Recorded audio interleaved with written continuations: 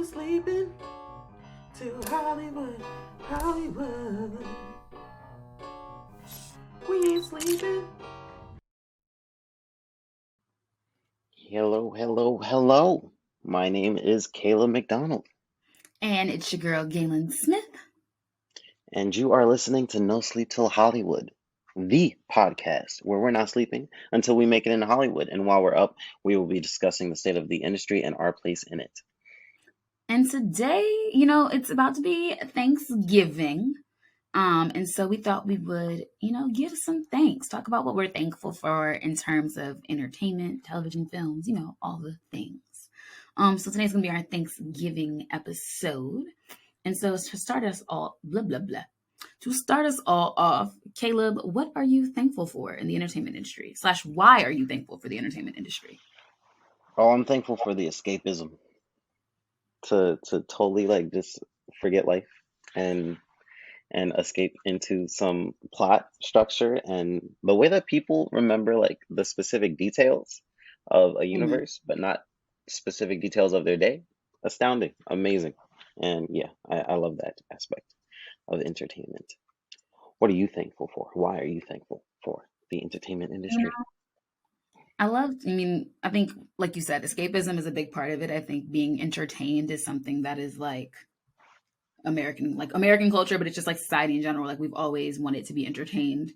But I think for me, entertainment speaks to our collective humanity in a way that I don't think we as people have been able to do yet, right? Like there are movies, TV shows, songs, artists, etc., who are able to touch people that you may not be able to touch in your everyday life. And so I'm really, thankful for that. And of course, like content has the ability to express emotions that we aren't always ready to express in real life. And so I think that that is super important for us to have. No, I agree. I do agree. What made you want to pursue this as a career? What made you so thankful for entertainment that you said I had to be a part of it? I think for me, storytelling has always been a really big part of my life. My dad used to tell me stories when I was a kid and it would be like Princess Gaelyn and her adventures and all the things. So like storytelling is something that for as long as I can remember has really been a part of my life. But I think when I think of things that made me like jump into the industry, I think Lauren London is an actress who just like I remember seeing her for the first time. I feel like the first thing that I remember like seeing her in was This Christmas. Because ATL came out before that, but I was a little young when ATL came out. But I remember seeing This Christmas in theaters with my mother. And I was like, oh my God, I love Lauren London. Like, she's pretty. She doesn't look like me, but like, she looks like me. And I felt like she was just like this, like, everyday pretty girl. And she was on TV. And I just thought she was so fun and so bubbly. So I really was like obsessed with her personality. Same thing with Keke Palmer. I think Keke Palmer, everybody says I look like Keke Palmer. And I'm here to tell y'all, I do not think I look like Miss Palmer. Love her to death. Don't think I look like her. But I feel like Aquila and the V came out. And I really was just like, I look like her kinda. And I can spell. And I have Mm. glasses.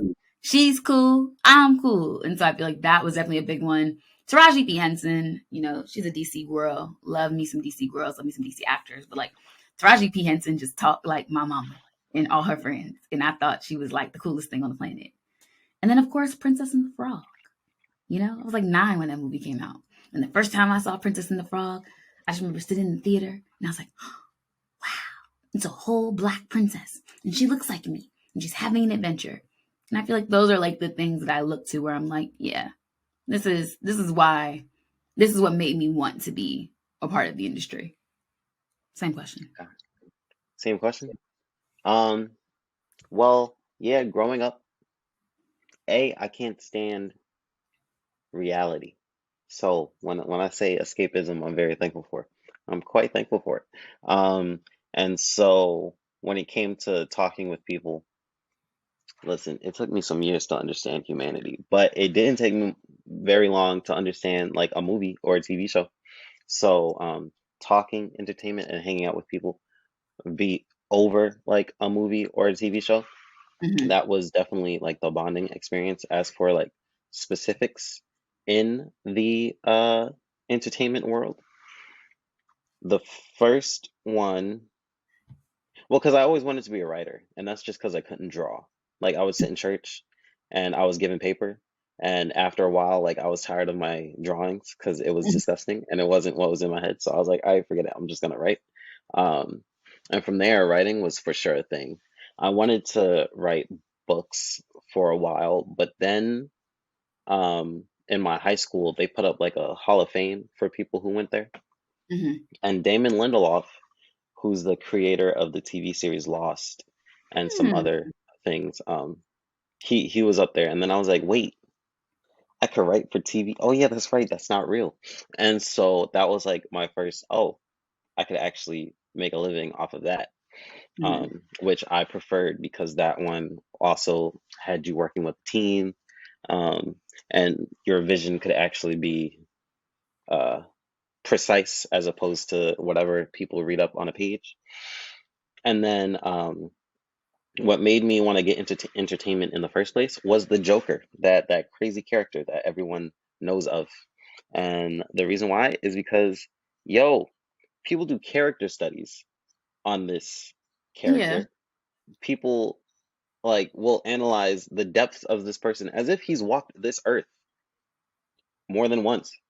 But no, this is a fictional character. So the fact that like people get so much um entertainment value from a fictional piece of work, it's like, yeah, no, I wanna steal people's minds. Be obsessed with on my road. Steal people's minds. Caleb, are you a superhero? No, but I will be a cult leader. Absolutely. When I make that cult classic, wait on it. The woman was too stunned to speak. Like, bro, what? You can't just say you're gonna be a cult leader. That's mad creepy. No, not really. I just feel But it's like okay. you're gonna get canceled, and it's not gonna be because you say something that you intend as problematic. It's gonna be because you say something like that, where what you meant and the words that actually come out are two different things, and it's problematic. I can 100% see that happening. That has Like you happened can't before. say I'm gonna be a cult leader. That's a cancelable statement. Is it? I feel like it's Yes, not. All right, well, we'll that is see in five cancelable. years Think about when how the like streets all the versus cults, us. we be getting mad at people when they have the cults, and then we be like, those them That's fools because over they're there. not doing cults right. That's not. Look, I'm gonna do the first ethical cult. Okay. Anywho, Please explain. m- please explain. The reason people have a problem with cults is Mhm. because of how cults have been handled. They, I think it's because I will cults are make problematic. not inherently. People just make them problematic, and I will stand by that. Look, you'll see. You'll see.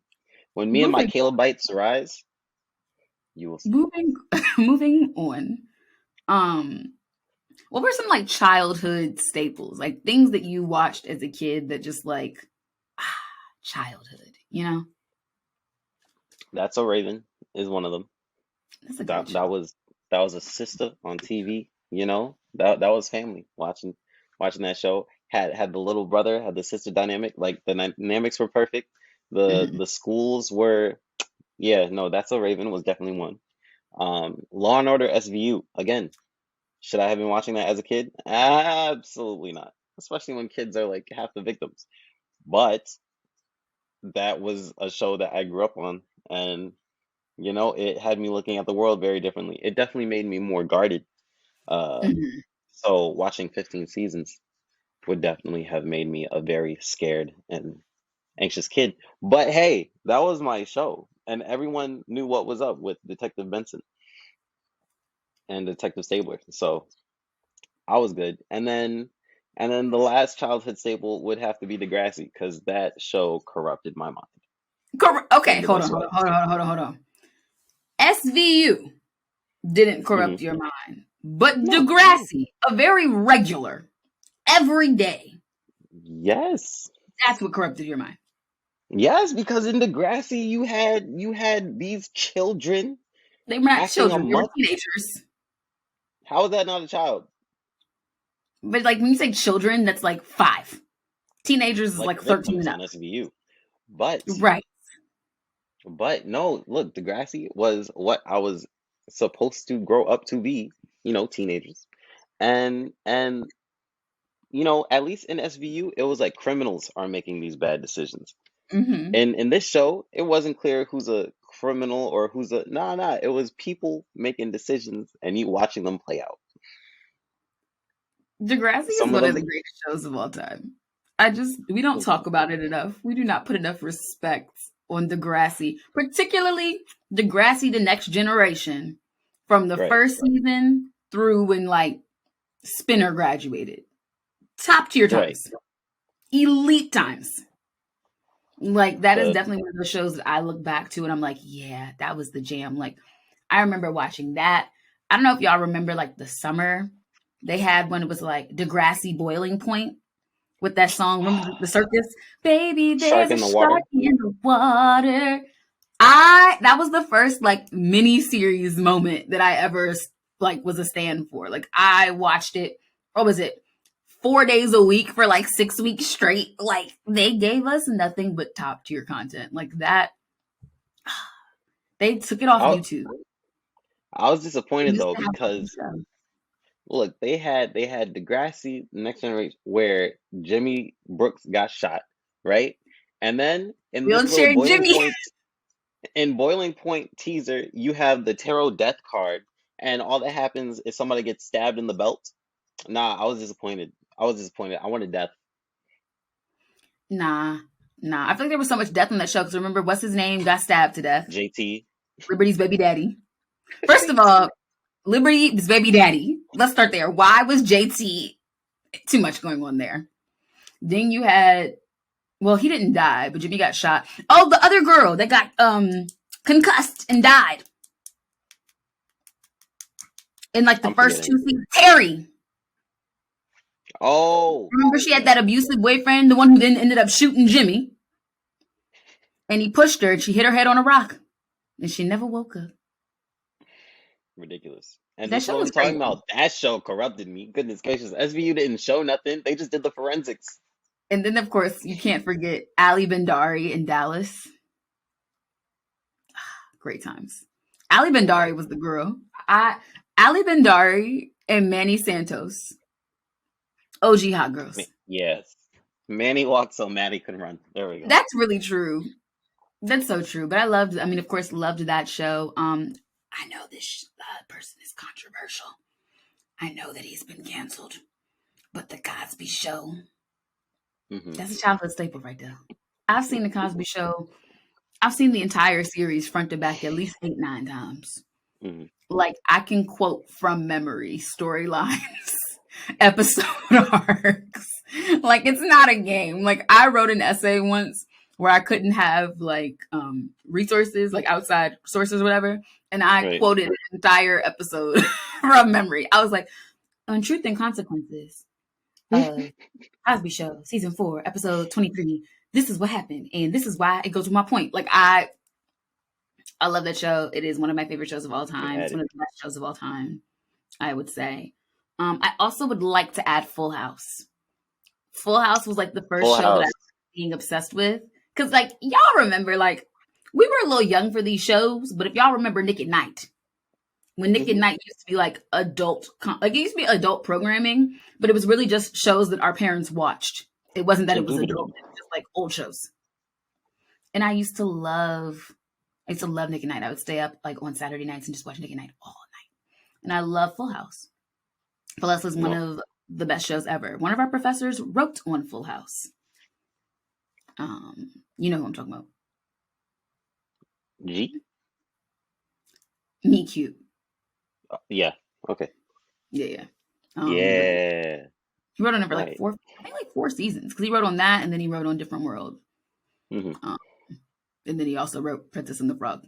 So, Might as well say the name at this point. But no, we Nah, will you not. figure it out. You just go Google it. Shout out the professor. Right. But speaking of college professors, what entertainment media got you through college? Whew. So y'all know my favorite show by my favorite girl, Insecure. It literally came out, I think the first episode came out my first weekend in college. And I remember watching it on a Sunday, and like this like dude, we were like cool, and then we haven't talked to him mad long. Adam, I hope you're like living your best life, and I hope you're okay. But we watched it in Adam's bedroom. It was like me, my friends Olivia and Elisa, my home skillet Kenny, and we were just watching it on TV, and it was great. Like Insecure is the show that like, I mean, I feel like I say this all the time. Like it changed my life. It clarified my purpose. It gave me a blueprint for like what I wanted my career to be, and so I'm super, super thankful for Insecure. It's one of the best shows of all time. I love this show. Like I get so excited whenever I talk about it. But Insecure was super important to me. And then I feel like it's fitting because it is the Monday after the sequel had come out. But Black Panther, that was big. It came out my sophomore year of college.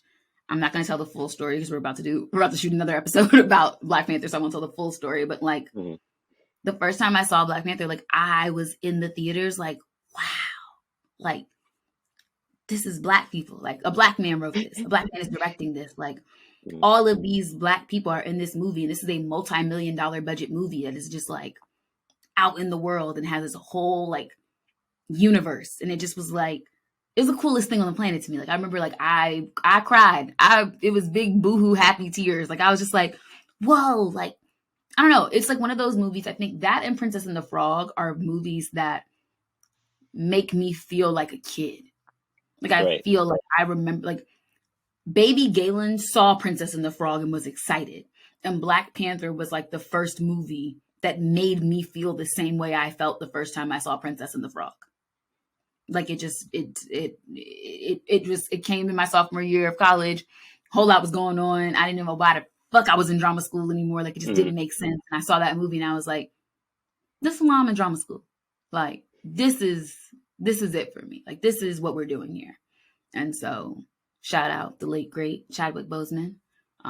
Did an incredible job and just really gave us something as a culture that I think we really needed. And I don't think that's something that I don't think we get again. Like Black Panther is really like just a really special movie. We'll talk about the Wakanda Forever on another episode, but very special movie to me. Black Panther was very special to me during my college years as well as Atlanta. Because Atlanta. Also when both of those came out, white people would talk to any Black person they knew like we were part of the cast or something. Yo! Like, you couldn't even go down the street. You be Wakanda Forever. You were in the movie? No, right. And like with Atlanta, it's just like, Donald Glover, man. And it's like, yeah, I'm gonna research that later. I don't know who that is at this moment. But no, it's just like wait, you didn't know who Donald Glover is when the show first came out, or right? Yeah, no. Or are you okay? Yeah. Really? I would have lived under expected a you would have rock. been a Donald Glover Childish Gambino fan. Like I thought you would have been like a I Lifetime became a fan. fan after I saw the show. Interesting, because I knew who he was because he had that song. I do like this song, but he had that song 3005 was out before, and I knew him from that, but I didn't so I knew who he was. I've never watched I watched a little bit of his stand-up, but not a lot, but I kind of knew who he was enough to be like, let's see what this is. But I wasn't like a stan, you know what I'm saying?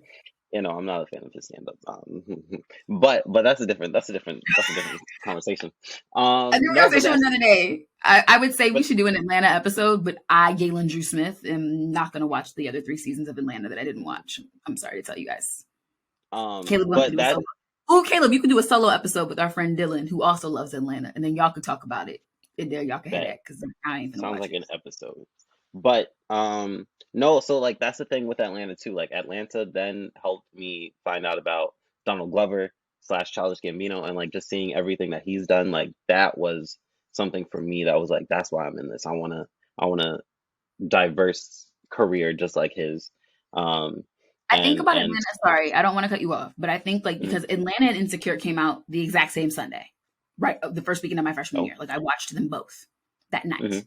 I'm like 99% sure that was the case. At least I remember watching. They both had their first seasons at the same time. I don't remember if they came out the exact same night, but like I remember like watching them, when they would come on Sundays.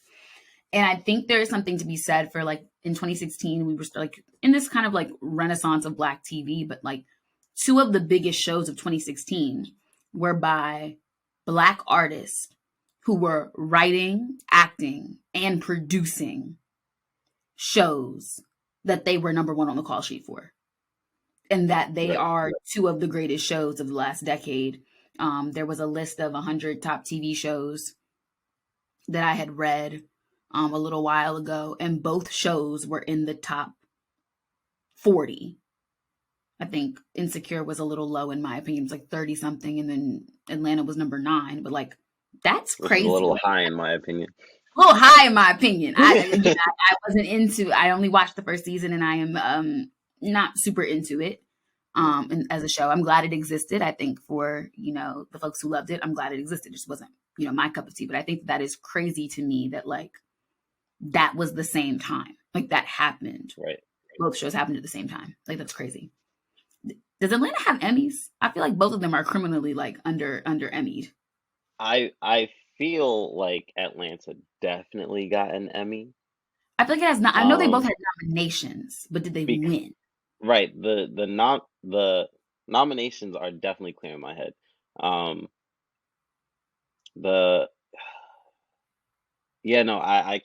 can't even try. Because I feel like they won an Emmy for this one episode where Don Glover was in a whole bunch of makeup and was a totally different character that talked on like Black suffering. It was weird. I feel like I kind of know what you're talking about. They won 7 Emmys, or they were nominated for 7 Emmys. Doria is putting information in the chat. I just want to clarify. Shout out D-Lace. Shout out D-Lace. They were nominated for way more than 7, but they won 7. Interesting. And yet y'all ain't give Insecure nothing. We stare. But one other show that did help me get through college was Shameless. And that's just because that show is the first show that I've seen that talks about the most relevant issues without being annoying. Like it's not like, oh, we're beating this stick over the head with the current politics of immigration right now. No. It's like you find a character, and then through diving more into this character, you see that they suffer from a relevant issue that's being talked about in media or politics right now. And Shameless is a perfect show that I would absolutely have written. And I love everything about it. I know nothing about the show. It's about a dysfunctional family who are trying to make it, and trying to make it in the sense of survival. I forgot you can't ask Caleb to tell you a show because he has no words to tell you nothing. Although that's what I'm literally asking you to tell me what the daggone show is about. The show's about a dysfunctional, like there is no. Oh well, I guess the oldest daughter, she's trying to make it. A single father of 6 who spends much of his free time drinking at bars. The Gallagher children, led by oldest daughter Fiona, takes on much of the child rearing responsibility due to her mother's absence. So that's what it's about. You ain't tell me nothing. Not a thing. Well, because the father's barely in it, but when he is, But you should have said, an oldest child has to raise her siblings because her parents are gone. That's a summary. Oh, that's what it's about, yeah. You just said a dysfunctional family. You know how many shows about dysfunctional families, Caleb? That's every damn television show. If you watch 2 or 3 seasons and then get back to me and try to still summarize it as that one line, okay, you got it. But that was enough for me. That told me enough to be like, am I interested or no? Mm-hmm. You just said a dysfunctional family. That's Blackish. That's daggone. You think Blackish is dysfunctional? They're a dysfunctional family. The mother has an Oedipus complex with her oldest son, and Dre has an Oedipus complex with his mother. Then you have the twins. One of them is literally an evil, Diana is like basically an evil villain. You have Devontae, who no one ever remembers exist. You have Zoe, who's supposed to be the perfect child, and then goes off and gets almost kicked out of school for cheating. She has a pill addiction. She gets married in Mexico. This family is dysfunctional. I hear your points. I just don't think they're dysfunctional. They're dysfunctional. They do not communicate well. Okay. Dre, Well, we're not even sure that Dre likes Junior until the very end of the show. that's just fatherhood. That got really dark really fast.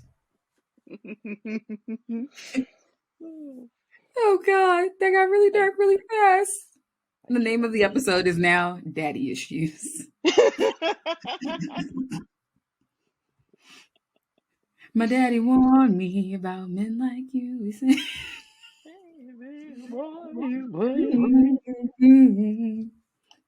But speaking of I'm dysfunctional, sorry. Atlanta won 6 Emmys, not 7. I just wanted to clarify. Thank you, D-Lace. thank you, D-Lace. But speaking of dysfunctional, we had quite a dysfunctional year 2 years ago in 2020, where we Chill. had nothing but time.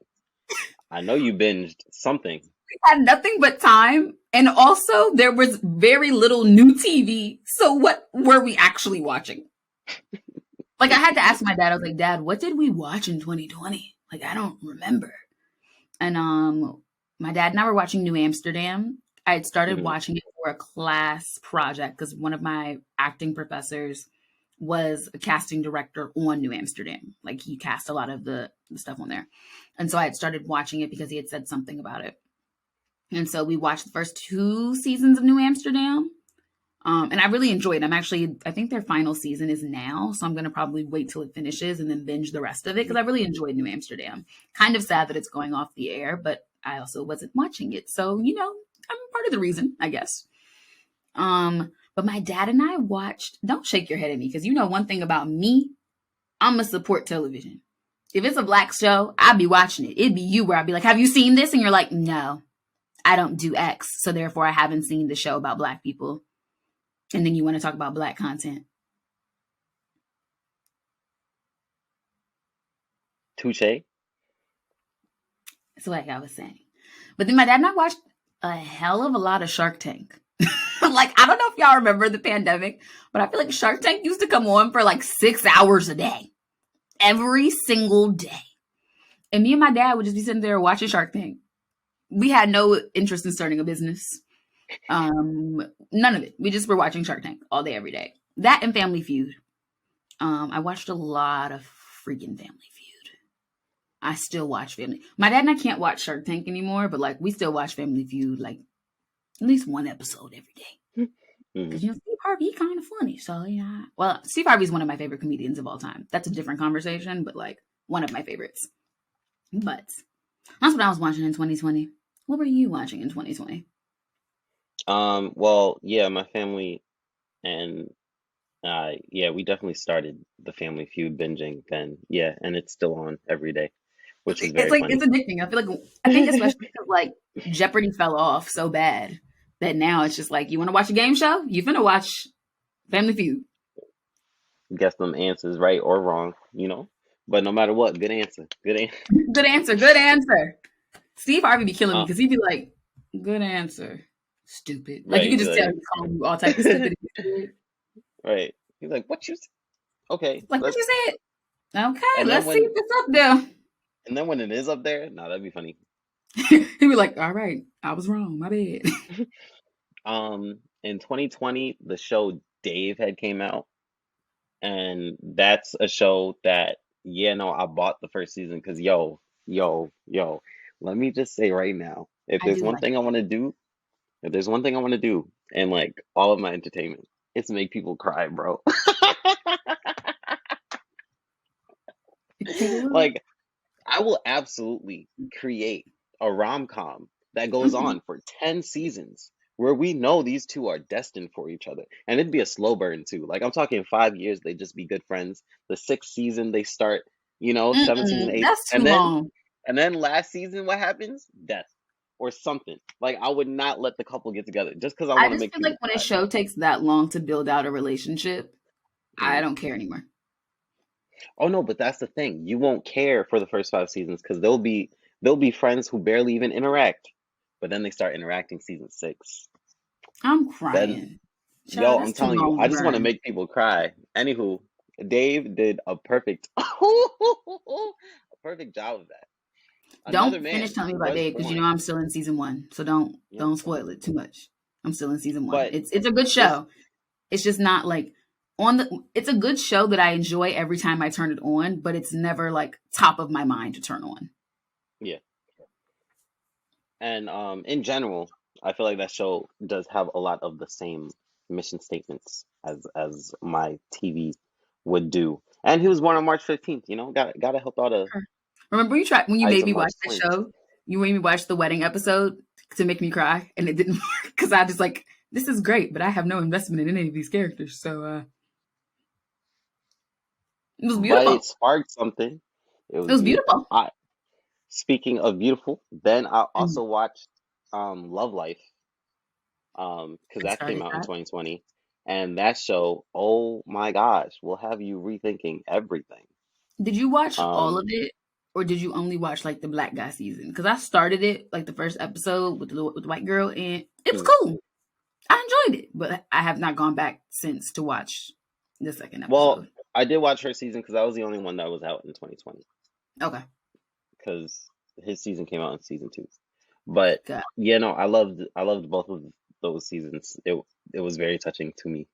Um, and then another show that I really got into was Power. Like I started it from the first season of the first show, and then they was throwing out book 2, book 3, book 4. Like yeah, so I got into that's the Power funny. universe. Because that was the audition you were helping me with, was for Power book. God knows which one. I don't watch all the Power. I gave up on Power. But I just remember that. I like Power. Don't get me wrong. I think Power is a good show. Mm. It just at times can move slow. And because of that, I have to really like be in the mood. Like I think there are like episodes where like I think the way that they structure the show, like episodes move quickly, but storylines don't move quickly. And so sometimes I feel like I can watch 2 or 3 episodes and I'm like, the character is in the same spot. But the episode itself moved well. But I'm just like, I feel Right. like this is taking a long time to like do what I needed to do. And so No, I I have to like mean do for it. you definitely get that when like the show will have like 5 episodes in a row that are just high pace, fast action, and then you got to sit through one where it's like, nah, that we're making deals this episode. Okay. It's like, all right. Oh, Also, Shorty who played Tariq, he dating some girl at Syracuse right now. yep. You saw the TikTok? We always got somebody dating somebody at Syracuse, which always But the causes them crazy to then part visit. is, no shade to that man, but he hosted an event that I performed at Syracuse, like my junior year. And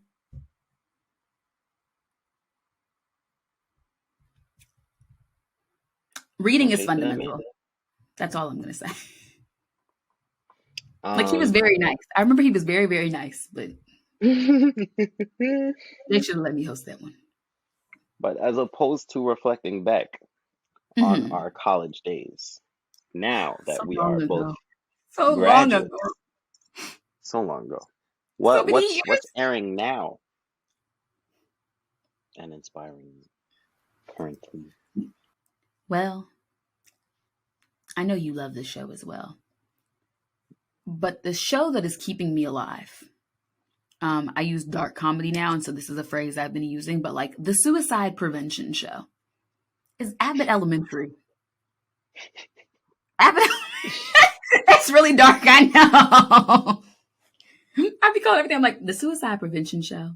I be telling people that I want a suicide prevention dog. I'm trying to convince my dad to get me a dog. So Emotional support isn't enough. No, the suicide prevention dog. We got to go dark on the humor. I don't know what's going on. I'm starting to like get very dark in my humor and dark in like the things that I'm writing. Not from like a like we should be concerned about me place, but like I feel like the way that I'm expressing things that's happened to me is just getting darker. Mm-hmm.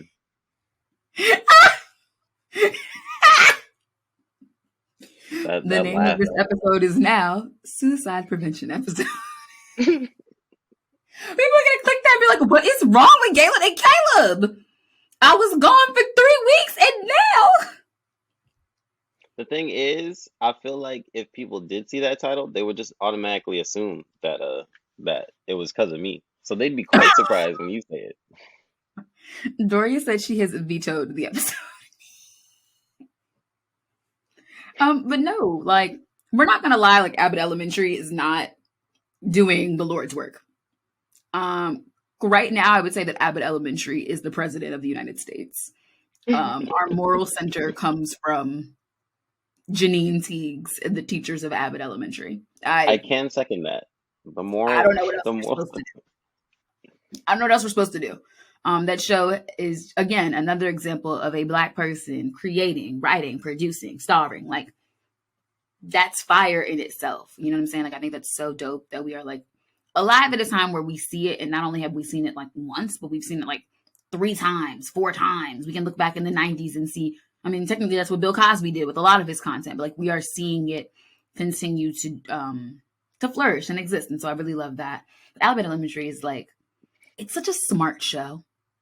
Like, I remember talking to one of my mentors who's like writing now, and I was like, and he and I both were like, I don't think I'm smart enough to write that show. Like, I can enjoy it. It makes me laugh. It is funny, but like, am I, as a human, smart enough to do what they do with that show? And I'm like, I don't know. I might be able to edit it, but write it, I don't know, baby. It just is so, they take everyday teacher issues and they elevate them in such a way that they become social commentary in a way that it doesn't feel like social commentary. Right. Like, I don't feel like I'm being hit over the head. It's just like, we know the school is Poe, but it's not that every episode we're like, oh goodness, we are an disadvantaged school. It's like, no, things just happen that could happen at any school, but the way they have to deal with them is what lets you know that there's a problem. It's like when they had the toilet episode. Wait, are you caught up? Yeah, I am. Okay, copy. But like the whole bathroom episode when like the toilets were like jacked up.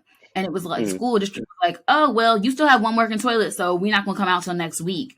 But then Barbara has her student in a wheelchair and the only bathroom is upstairs and there are no like elevators. Like when you think about things like that I just think are really smart ways to highlight the issues that America's teachers are facing. So I really love that show.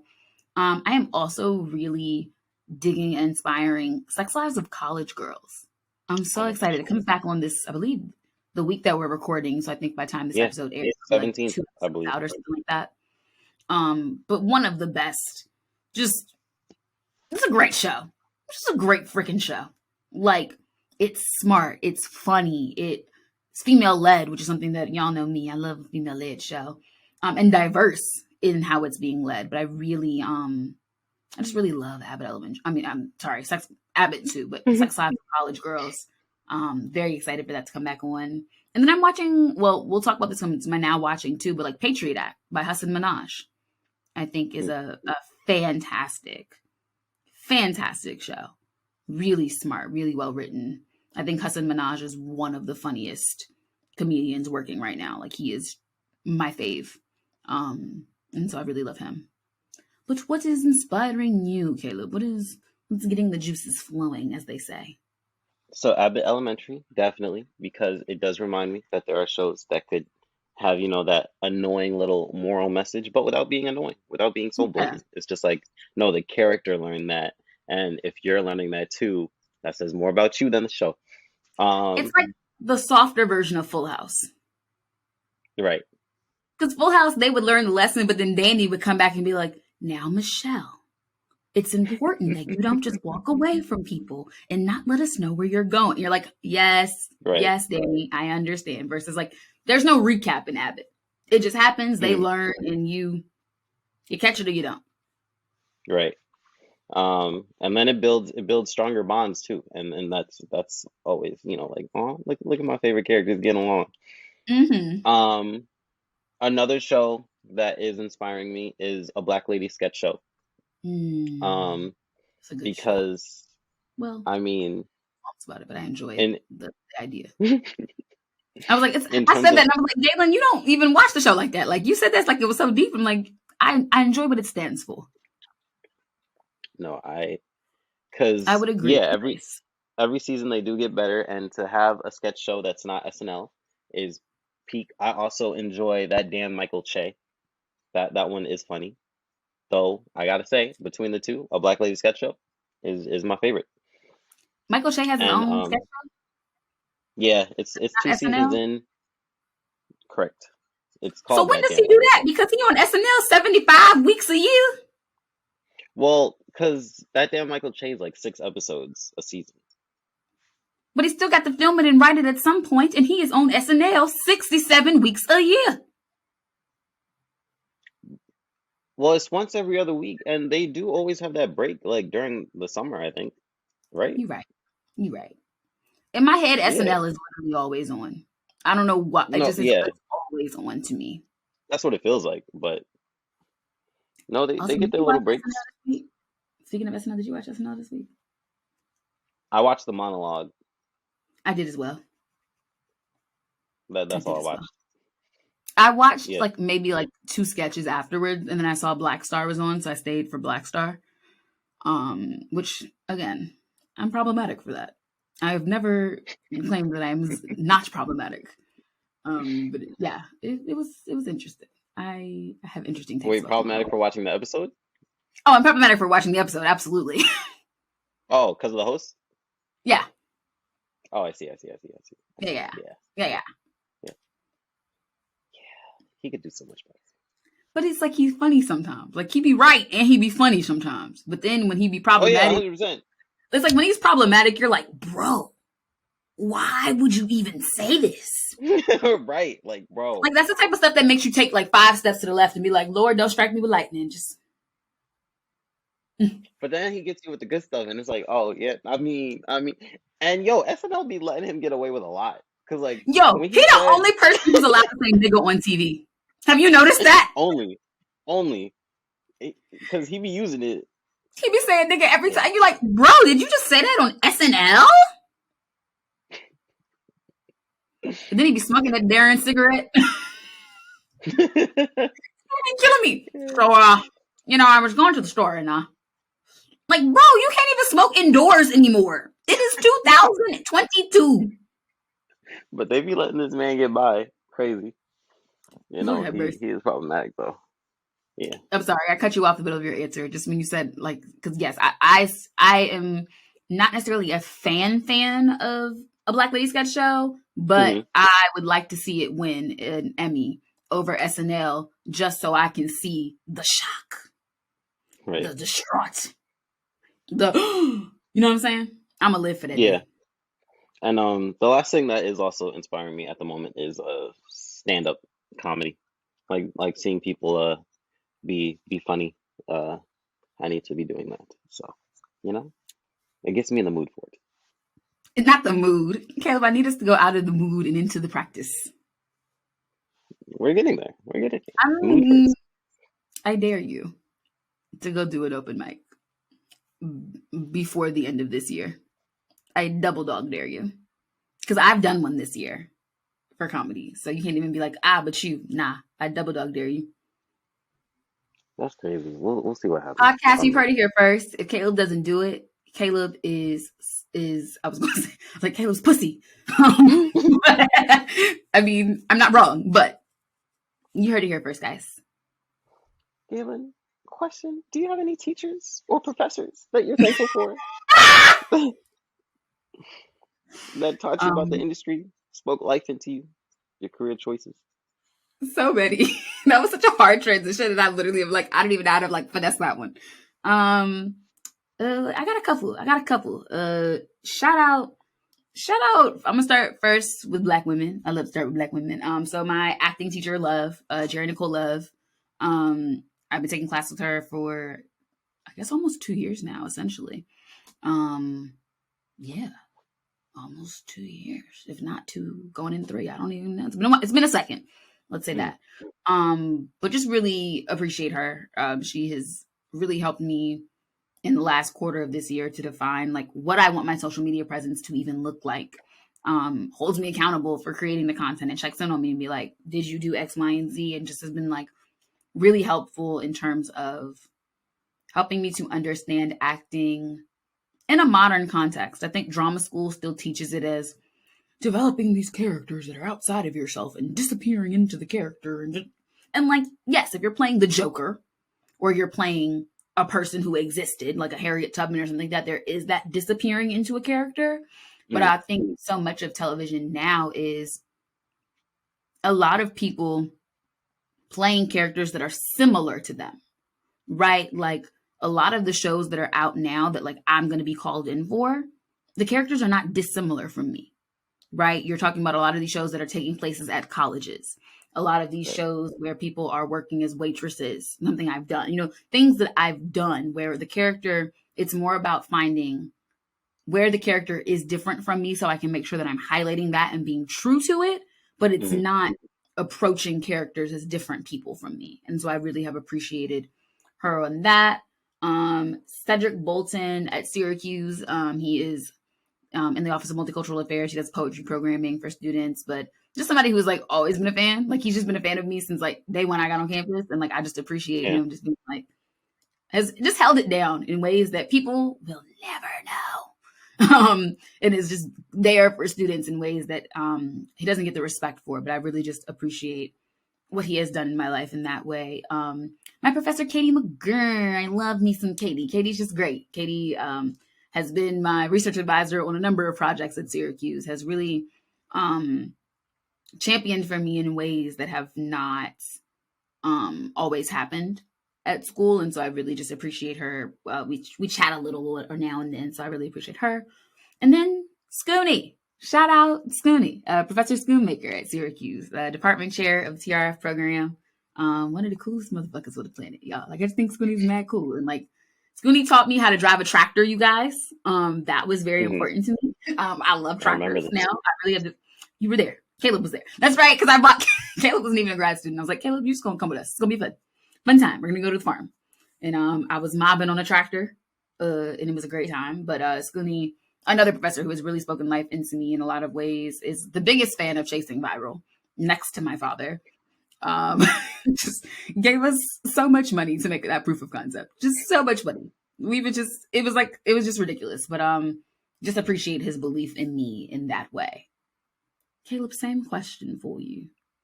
Who professors, So I do have to shout out Professor Frame because that man did a great job at teaching narratives. You He said at cared t-shirts? teaching narratives. I heard t-shirts. And I was like, I have no idea how. I was like, But I didn't no, know that you were a clothing designer. he did a great job at teaching narratives. Because like a lot of professors, like when they hear ideas, they very much just care about the assignment. Like the same way that students usually study for the test and not study for like understanding.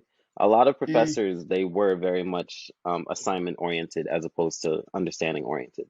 And so this professor, he very much cared about like the story that we were trying to tell and how to best support that. Professor Lonnie Diane Rich for doing the exact same thing. She taught narrative structure, and it wasn't like any of the screenwriting like outlines that we see now. There was a lot of talk about like the central narrative conflict and like that holding a movie together. And I do have to give a shout out to Professor Edwards for making me write 15 pages a week. Because, it did remind me, oh yeah, I can write 15 pages a week. So Are we really writing 15 pages a week? 15 pages a week, and there is no reason why we should not be writing 15 pages a week. I don't think we were writing 15 pages a week. We had to turn in 15 pages at the end of the class. Because we wrote one short film. We wrote one short film and one reel of our feature. So we wrote a total of 30 pages in a semester. Oh, well, you know what? I had to drastically change every draft that I wrote. So Caleb, we turned in 30 pages. It was not there. There is a class at Q's that I wish that I had taken where they wrote a feature film in a semester and they were writing 15 pages every week. I wish I had taken that class. Oh yeah, I did that with Professor Frame. Okay, because I was like, I ain't write 15 pages a week, and I'm here to tell you, I got all A's, so it wasn't like I wasn't doing work. But no, I just had to change everything about what I was I writing. just think if you had made that script a musical. The thing is, if I chose literally any other script that I had, it would have worked. But I wanted to I just choose the wanted you to most write it as a difficult. musical. I wanted you to lean into the weird. And you were like still like doing fake mainstream activities. Listen, that movie is going to be amazing when it gets made out of When spite. it's a musical. Oh, it can be a musical, but then you got to cast people who can't really sing. Like they can act Why would I real do good, that? but they can't really Oh, sing. I see. So me. Everyday people. So me. I can act, I just can't sing. You know I support you. As a matter of fact, who are some friends and family that support you on Why is this your episode just career me laughing every 5 seconds? journey? Shout out my day one, my twin them. As Cardi B said, riding with my twin in them. My day one. I was listening to a Glorilla interview before we started filming this podcast, and then I started listening to her new EP, and it just something about it is in my spirit now. But shout out Papa Smitty. For those of y'all who don't know, that's my daddy. My twin, for real. I stole his face. But my dad, my twin, my best friend, just very supportive. To the point where sometimes it irks me. I talked about this on my TikTok, where it's like he'd be like, "I'm proud of you," and I'm like, "I ain't did nothing. I ain't did nothing this week, this month, this year to really go up for it." But he really goes up for me in ways that I just always appreciated. I got really good friends, y'all. I have really good friends. My friend Abigail, my friend Shauna, my friend Ayana, my friend Brittany, my friend Olivia. I got really good friends. To include the friends that I work on this podcast with. But I have really solid friends. And I'm very thankful for that every day. And like my acting family, my Love Acting Studio family, love them. And we really are just great at supporting each other. And so I really appreciate all those people. And before this gets all soft and mushy, Caleb, who are the friends in the family that you are thankful for? Okay, I could tell you right now. I just wanted to get somebody's name real quick. Hold on. There's a character in Black Panther whose Oh, name I'm Lord. trying to get. Okay, got it. Okay, so Oh, in Lord. terms of my friends, Okay. David Levine, he definitely encouraged me. He was the only person, in my opinion, that was funnier than me on campus. Not that he was funnier than me, but like it was neck and neck. Yeah. And so because like we were always neck and neck, it's like, okay, you're encouraging me to go beyond what I'm like lazily thinking about. And yeah, no, I support him because he challenges me. I'm funnier, but you know, it was always a debate. Elliot Fish, he writing with him was always very timely and it was a good time. And I'm thankful for my man JP Philippi. Bro, you know Everett Ross, the colonizer in Black Panther? Yes. Shuri's favorite colonizer? Yes. He's my favorite colonizer. JP, yo, I'll take him to the I'll take him to the moon with me. He's a good one. Yo. Y'all, this might be the last episode of No Sleep Till Hollywood there ever is. Like, we might get canceled after this. It's been a great ride, guys. It's been a great ride. So yeah, I'm thankful for him, and then of course my podcast friends. I fake want to skip this second to last question and just go to the last question. That is okay with me. Hallelujah. So Caleb, I am thankful for you. And this is also, y'all know I don't do soft shit. Y'all know me. I'm like a gangster and a thug with it. I don't do all this extra soft stuff. But, you know, I appreciate that Caleb is a friend who, like, I just be like, I have an idea. And Caleb be like, sure. There's rarely, like, I feel like I will come to Caleb with, like, the seed of an idea. I'm like, I don't know what this means. I don't really know what the vision is, but we're going to figure it out. And I appreciate that. I feel like I told Caleb in 2021, I was like, I want to do a podcast with you. No idea what the podcast was supposed to be. And then it had another idea at one point. It was a completely different thing. It didn't really work out. And then we came to this one. And so I just appreciate that, you are always ready to ride and do the thing. And just like somebody who, we be, like we said in the Instagram video, like life be lifing. It be lifing hard. But like, I appreciate that I can come to Caleb with story ideas. I can come to Caleb with life stuff. I can come to you for accountability, for creative fixing, for all the things. And so I just genuinely am thankful for that. I'd be ready to fight you sometimes. I'd be wanting to smack you upside the head sometimes because you don't be doing stuff. But I love you and I appreciate you and I'm thankful for you. And we're going to move off this soft ass shit now. You can fight me now, but wait till I have my Colt with me. What? You Bombay? Bro, you seen Wakanda Forever. You and your little new age underwater cult. You come try it if you want to. Baby, this is Wakanda. I ain't worried about you. But I am thankful for you as well. Definitely because accountability, you definitely are a good accountability partner, You make sure that actions are being taken and not just planning and moods as evident of 5 minutes ago, I'm pretty sure. Yeah, no, without you, I probably would have been too scared to do a podcast just because I'll be saying some stuff as also evident in this episode. This gotta be the episode where you've been the most problematic you've been since I've known you. Really? That's saying a lot. It's gotta be like my secret. Like I have very problematic thoughts, as you know, particularly about that light-skinned man who was on that album with 21 Savage, and I don't share them in public. I feel like today you've been saying a lot of stuff that I'm like, okay, I'm gonna stick beside him.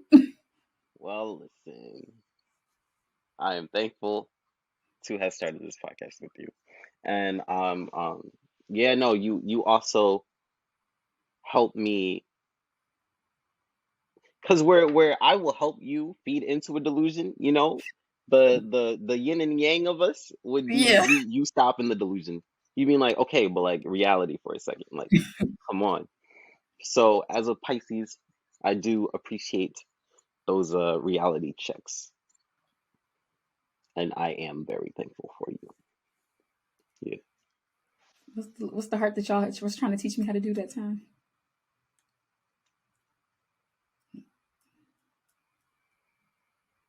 Oh, I have to do the eye? Is that what we're doing? The eye? Nah, Okay. that one was just me. Okay, I was like, was I supposed to do the eye? I didn't understand. I didn't, y'all know I'm an old lady. You have to tell me these things. I don't know. That's why I Very have old. Caleb around to keep me young, because I don't know. I'll be in the house. Okay, now that we're done with being soft. Oh wait, no, we have to be even more soft because shout out D-Lace. Shout out.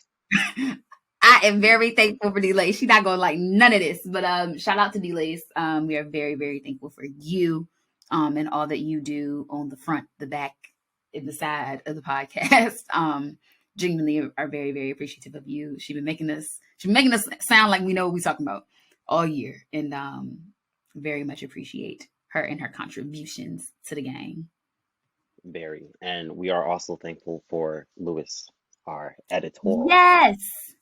Does an amazing job at making us sound like we talk sense. Let me talk sensibly and that we don't be out here dragging people. And very keeping us uncanceled. Woo! Keeping us uncanceled. Thank you so much, Lewis, for all the work you're going to do on this episode to keep us uncanceled. Because wait till they hear about my slavery comedy. And you already told us about that. Remember, you already put that on the podcast episode. That was already out there. I think it already came out or it's about to come out tomorrow. But either way, it's out there. We will see. And also shout out to Laura, who's Caleb's sister. But shout out to Laura for coming in and being like, I want to do social media for y'all. Laura's like also one of the biggest fans of the podcast and like has been supporting us from day one, making videos and such.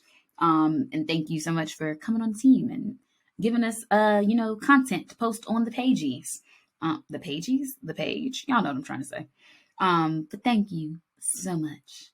I was gonna say this has just been real soft, so we gonna wrap it up from now.